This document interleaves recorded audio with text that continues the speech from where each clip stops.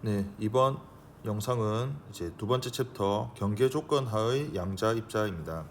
여기 보면 이제 제목이 상자 내 입자라고 되어 있는데 요거 이제 우리가 고전적으로 생각해 볼 수도 있고 양자적으로도 생각해 볼 수 있거든요.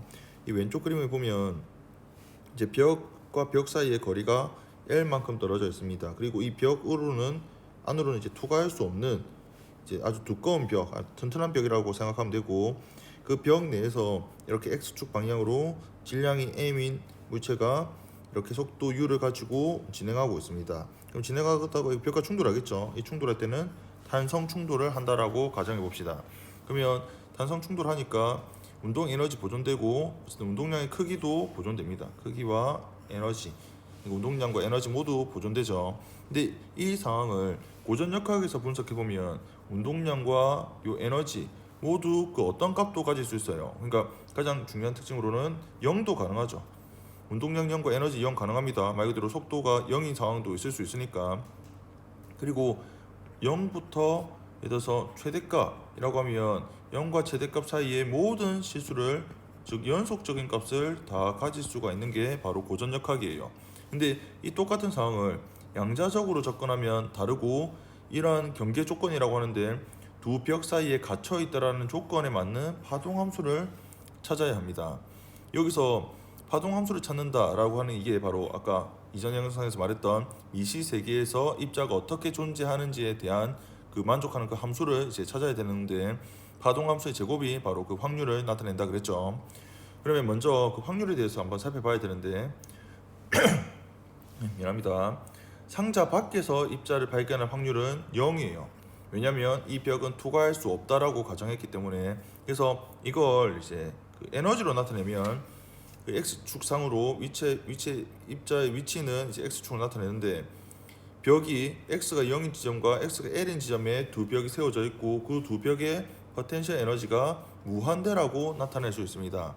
포텐셜 에너지가 무한대라는 건 그 입자의 에너지가 아무리 커도 무한대가 될 수는 없죠. 그래서 입자의 에너지가 포텐셜 에너지보다 무조건 작을 수밖에 없고, 그 말은 그 입자는 이렇게 벽 내부에, 그러니까 여기서는 x가 0보다 작은 지점과 x가 l보다 큰 지점에서는 입자가 있을 수 없다라는 거예요. 그 말은 확률이 0이니까 파동함수의 제곱, 확률 밀도 함수가 0이라는 건 요 파동함수도 x가 0보다 작은 지점과 x가 l보다 큰 지점에서는 0의 값을 가져야 됩니다.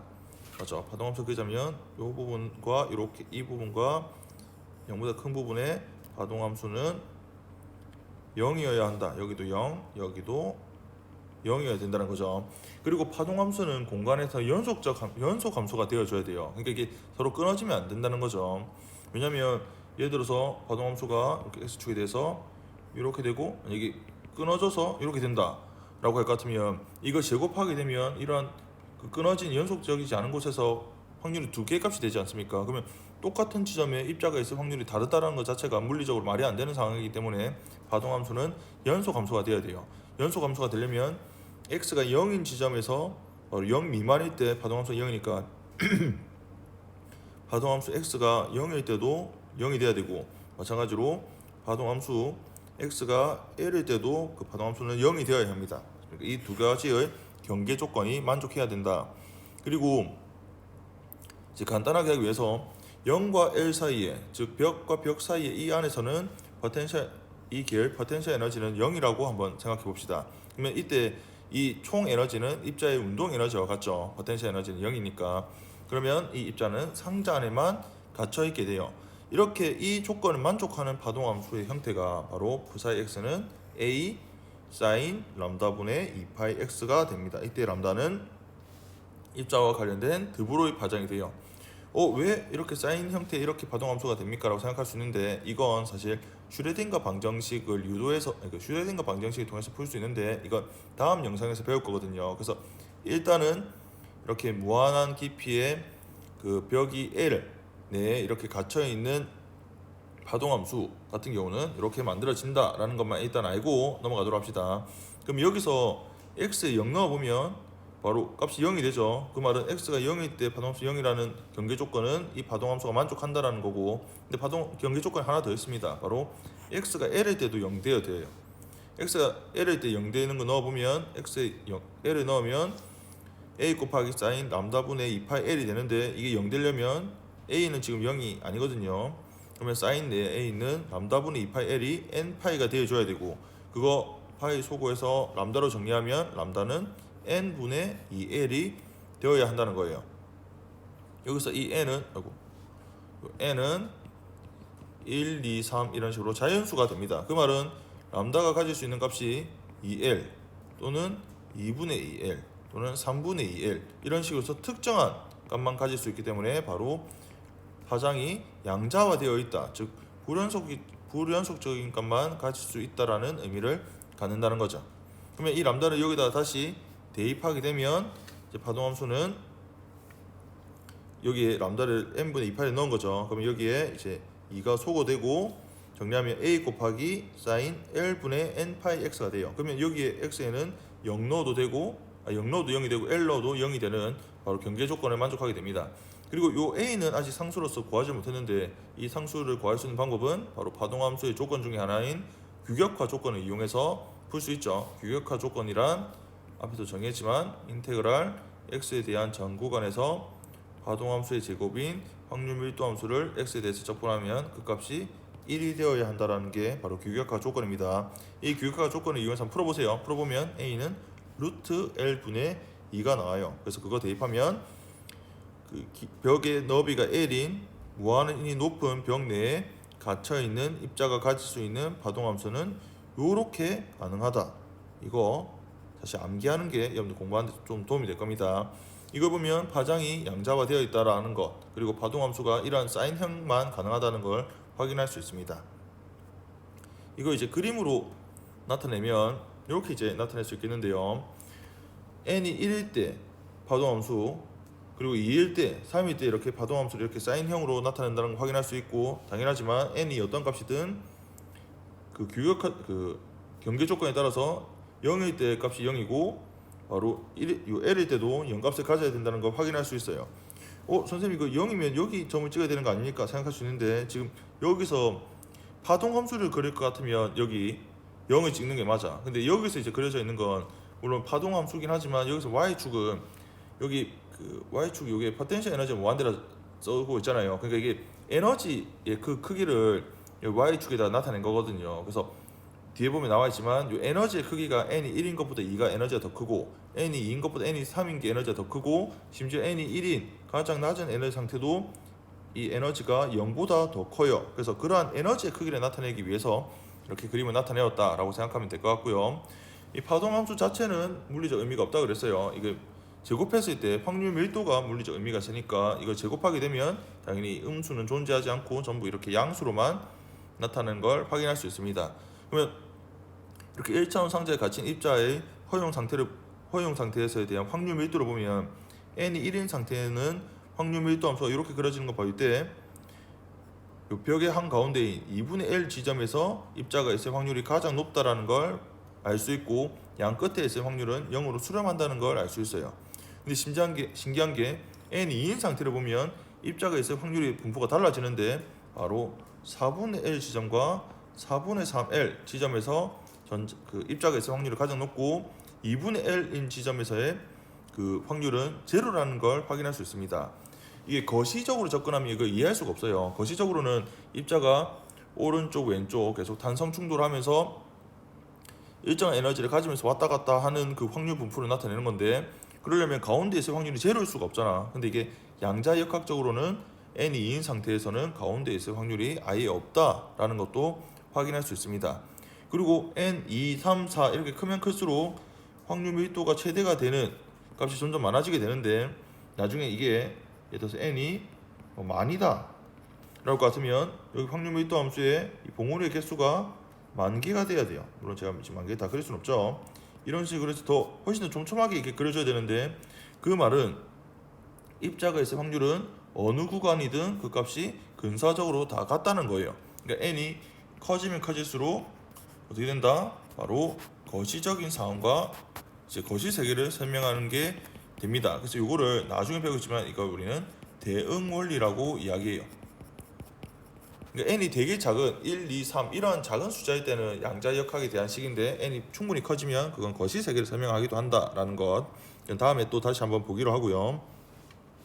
근데 여기서 n이 0인 상태는 존재하지 않습니다. 왜냐면 조금 전에 그 파동함수의 폼이 루트 L분의 2 곱하기 사인 L분의 n 파이 x가 된다고 했었는데, 여기에 n은 1부터 시작한다 그랬죠. 근데 만약에 n을 0 넣을 것 같으면 n이 0인 경우에는 그 사이 x가 바로 0이 돼요. 전 구간에 대해서 파동함수가 0이 되는 거니까 그건 입자가 존재하지 않는다라는 걸 의미하죠. 그래서 n이 0인 건 허용되지 않는다. 그리고 파동함수가 음수인 건 물리적 의미가 없다 그랬어요. 그리고 물리적 의미는 파동함수를 제곱한 확률 밀도 함수가 물리적 의미가 있다. 그리고 여기서 입자 에너지를 한번 계산해 볼 수 있는데, 입자의 파장은 람다분의 2L로 양자화되어 있는 조건이 있습니다. 그러면 운동량 역시 양자화돼요. 왜냐하면 운동량은 람다분의 H 값을 갖는다는 거 우리 이전에 배웠죠. 그래서 이 값을 가지기 때문에 람다에다가 n분의 2L을 대입하면 운동량 역시 2L분의 n파이 가질 수 있는 게 2L분의 하 또는 2L분의 2하 또는 2L분의 3하, 이런 식으로 불연속적인 것만 가질 수 있지, 예를 들어서 2L분의 1.7하 이런 건 애초에 가질 수가 없다라는 걸 이야기합니다. 그러면 그 입자의 총 에너지는 어떻게 되냐? 입자의 에너지는 원래 운동 에너지와 포텐셜 에너지인데, 요 상자 내에서는 포텐셜 에너지가 없기 때문에 0으로 기준 잡았기 때문에 전체 에너지는 운동 에너지만 있어요. 지금 제가 여기에 조금 오타가 좀 있는데, 이건 2분의 1 mu의 제곱입니다. 요 mu를 이제 타이핑하다 보니까 mu로 자동으로 제한되는데, mu 그러니까 운동 에너지 공식에다가 운동 에너지 공식이 2분의 1 mu죠. 근데 이걸 운동량으로 바꾸면 2n분의 p 제곱이 되고, 좀 전에 이 p가 2l분의 n 하라고 했으니까 이거 대입하면 이렇게 대입한 거죠. p 대신 이거 대입해서 정리하면 밑에 있는 대로 8ml 제곱분의 하 제곱 곱하기 n 제곱이 됩니다. 그러니까 이거 n 제곱 이거 봐서도 바로 상자 내 입자의 에너지도 양자화되어 있다라는 것.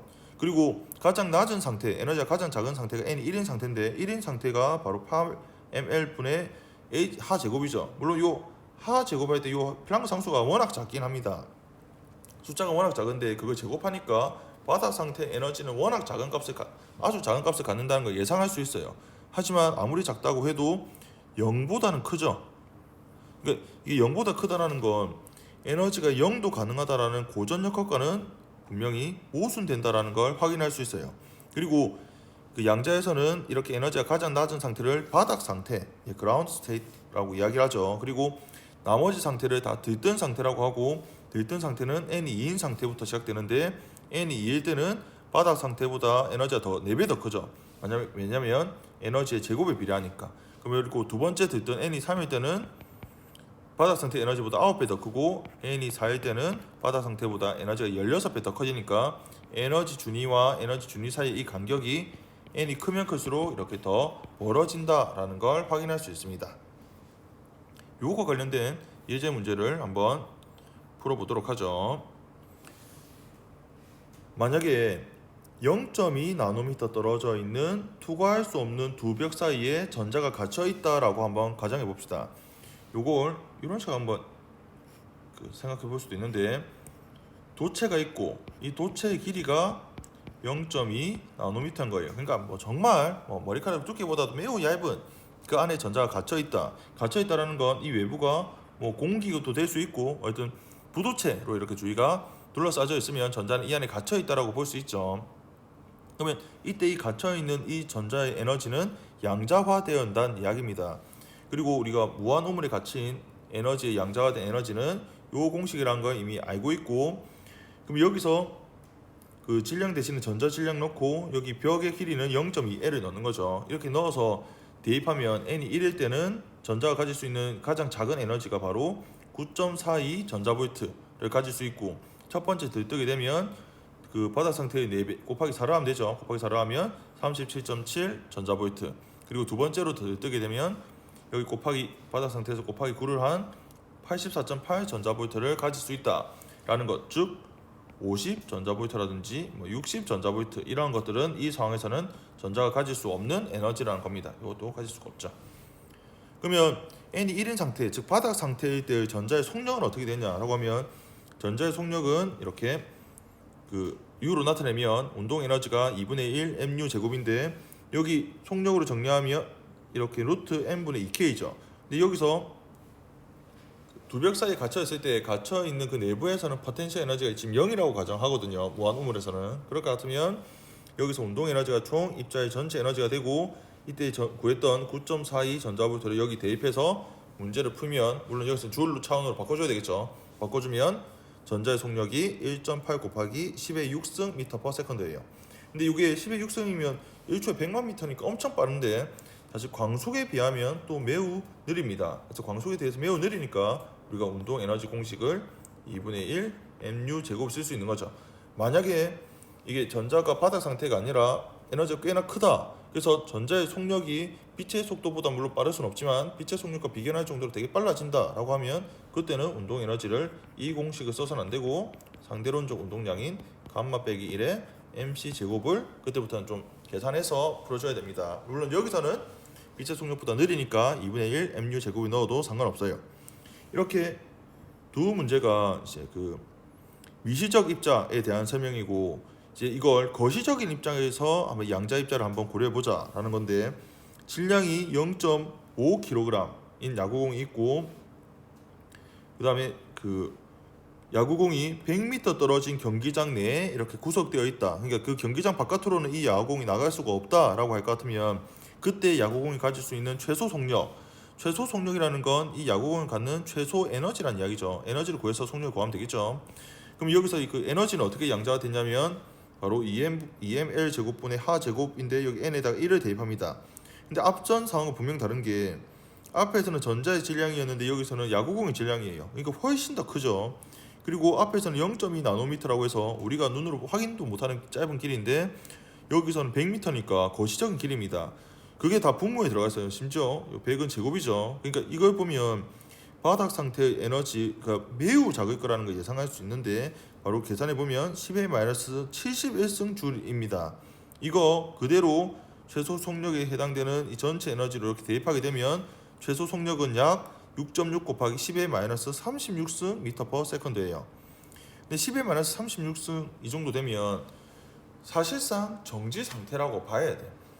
이거는 운동에서 뭐 1mm든 1m든 이동하려고 하면 그 시간 자체가 너무나도 엇것과 같은 너무나도 긴 시간이 필요하기 때문에 사실 이 정도 속력은 사실상 우리는 정지한 것으로 봐도 무리가 없다는 거예요. 그러니까 우리가 거시로 봤을 때는 물체가 정지 상태지만 그 양자역학적 입장에서 봤을 때는 물체는 정지 상태가 아니라는 거야. 이건 또 우리가 이전에 배웠던 위치와 운동량에 대한 불확정성으로도 접근할 수 있어요. 여기서 위치의 불확정성이 바로 뭐가 될까? 여기서는 경기장의 너비인 L, 즉 100m가 되는 거죠. 100m에 넣으면 바로 운동량의 불확정성이 나오는데 전자의 질량을 정확하게 여기서는 전자는 아닙니다. 야구공의 질량의 불확정성이 없다.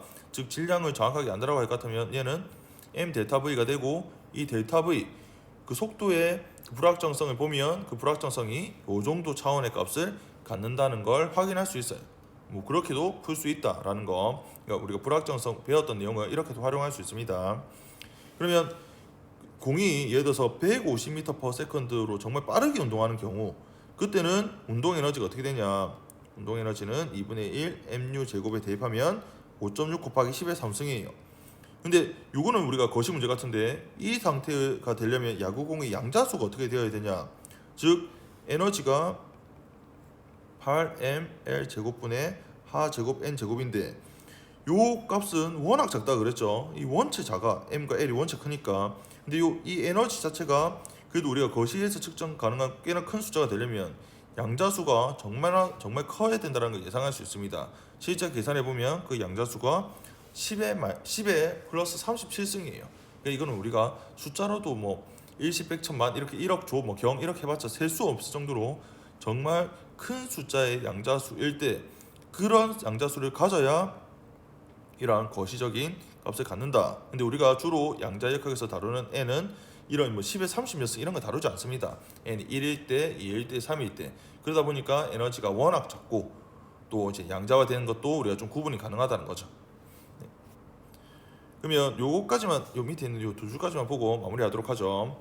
이제 입자의 일반적인 경계 조건이라고 하는데 우리가 양자역학을 풀다 보면 경계조건이라는 용어를 자주 쓰게 됩니다. 이 경계조건은 뭘 의미하냐면 바로 주변과의 상호작용을 이야기해요.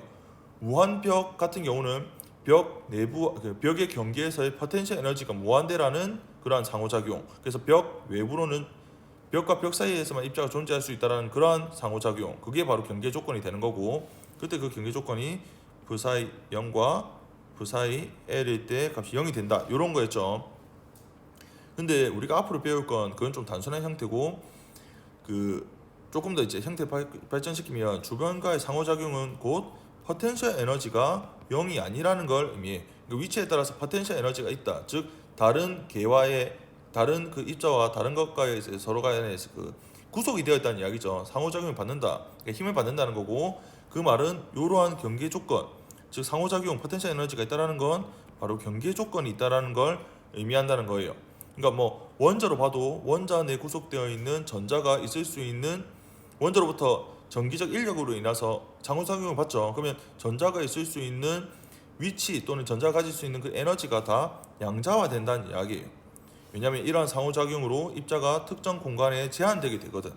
전자가 물론 에너지가 충분하면 물론 원자를 벗어날 수 있는 이온화 될 수 있지만 지금 그 상태를 이야기하는 게 아니기 때문에 전자의 그 에너지가 입자를 벗어날 포텐셜 에너지보다 작게, 전체 에너지가 음수값에 가게 되면 그 구속되어 있는 상태를 이야기하죠. 이건 더 다음에 또 배울 텐데, 이렇게 구속되어 있다라는 건 입자가 특정 공간에 제한되게 된다라는 거고, 이런 제한되게 되면 그 개의 에너지는 양자화될 수밖에 없다라는 것. 이거 앞으로도 무한우물 말고도 계속 성립하는 걸 확인할 겁니다. 그러면 여기서 이번 내용은 여기까지 하겠습니다.